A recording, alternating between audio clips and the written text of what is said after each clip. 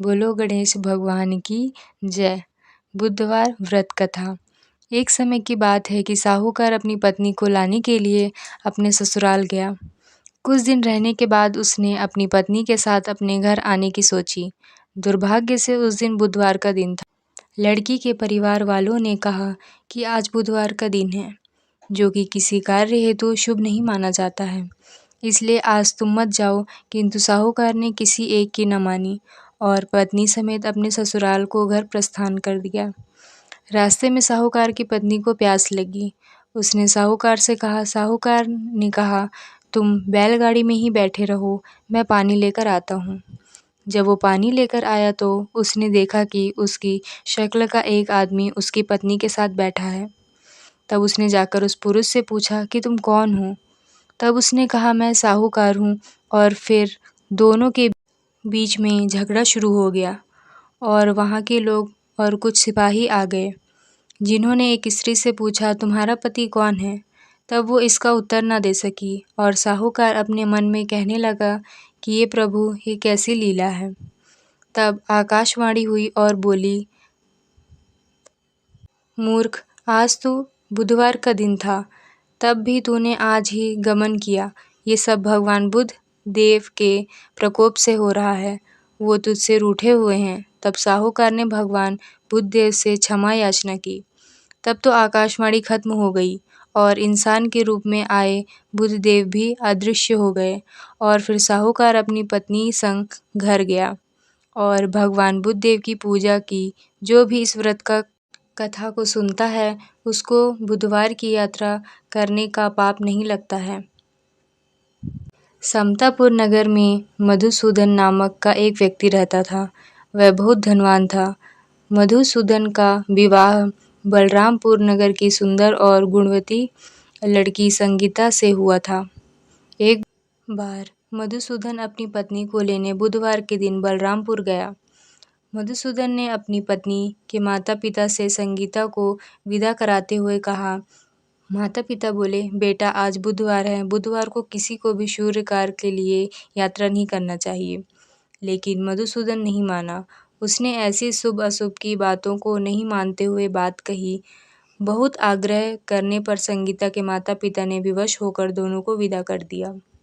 दोनों ने बैलगाड़ी से यात्रा प्रारंभ की।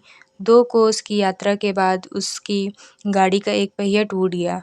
वहाँ से दोनों ने पैदल ही यात्रा शुरू की। रास्ते में संगीता को प्यास लगी। मधुसूदन उसे एक पेड़ के नीचे बैठाकर जल लेने चला गया। थोड़ी देर बाद जब मधुसूदन कहीं से जल लेकर वापस आया तो वह बुरी तरह हैरान हो उठा, क्योंकि उसकी पत्नी के पास उसकी ही शक्ल सूरत का एक दूसरा व्यक्ति बैठा हुआ था। संगीता भी मधुसूदन को देखकर हैरान रह गई। वह दोनों में कोई अंतर नहीं कर पाई। मधुसूदन ने उस व्यक्ति से पूछा, तुम कौन हो और मेरी पत्नी के पास क्यों बैठे हो? मधुसूदन की बात सुनकर उस व्यक्ति ने कहा, अरे भाई, यह मेरी पत्नी संगीता है। मैं अपनी पत्नी को ससुराल से विदा कर लाया हूँ। लेकिन तुम कौन हो जो मुझसे ऐसा प्रश्न कर रहे हो? मधुसूदन ने लगभग चीखते हुए कहा, तुम ज़रूर कोई चोर या ठग हो। यह मेरी पत्नी संगीता है। मैं इसे पेड़ के नीचे बैठाकर जल लेने गया था।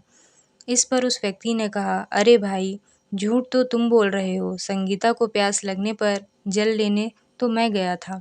मैंने तो जल लाकर अपनी पत्नी को पिला भी दिया है। अब तुम चुपचाप यहाँ से चलते बनो, नहीं तो किसी सिपाही को बुलाकर तुम्हें पकड़वा दूंगा। दोनों एक दूसरे से लड़ते रह गए। उन्हें लड़ते देख बहुत से लोग वहाँ एकत्र हो गए। नगर के कुछ सिपाही भी वहाँ आ गए। सिपाही उन दोनों को पकड़कर राजा के पास ले गए।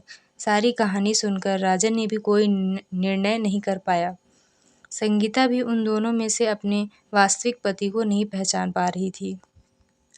राजा ने दोनों को कारागार में डाल देने के लिए कहा। राजा के फैसले पर असली मधुसूदन भयभीत हो उठा।